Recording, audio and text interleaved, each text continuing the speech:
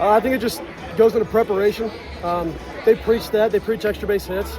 And just trying to do damage when we do make contact, because obviously the pitchers, they're great when we go out there, and we just got to make it count. And I think I've just been able to do that this year, so it's been a blessing. But eventually, I'm hoping for a single to come down, but who knows? It's kind of, obviously you came in a tough situation having to play Zabo.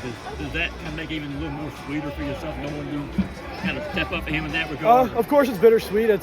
You hate to see a guy go down like that, but I feel like I played up to what Zabo can do, and I felt like I played in his spot really well, and I was very proud of myself to kind of show what I can do for him, I guess. You kind of take us through the at-bat then. I mean, obviously you were looking for what you got. Of course. Been just trying to be on time for a heater, and I got it. And the rest is history. You mentioned making it count. How are you able to make it count? I think it's just preparation and confidence. Everything we do, the coaches, the staff, they just try to pound us with confidence and tell us that everybody out here is here for a reason. We all got you here for a reason, and I think that really helps, and confidence is so key. I mean, it's your first year playing in the SEC. What are you learning about this grind that you guys have to go through every weekend, and just how tough it is, and how key was this series win for you guys? I think just like how you said it, it's a grind. Like it's day by day. Nothing's ever going to be the same.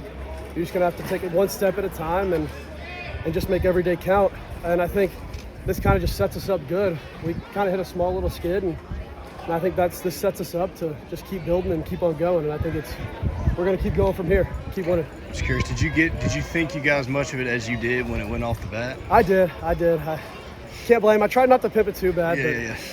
It's a little of a blackout moment. So what did it feel like when you saw it go off the bat and all that? You say you don't want to pip it too much, but I mean, obviously that's got to be a fun one to watch go.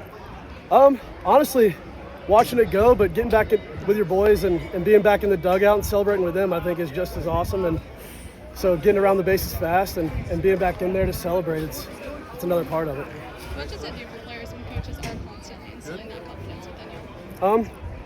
I think it just helps to build everybody, and we have so many guys on the bench who are so good, and I think once everybody comes in, they just make it count, and you have to play, and that's how it should be, to be honest.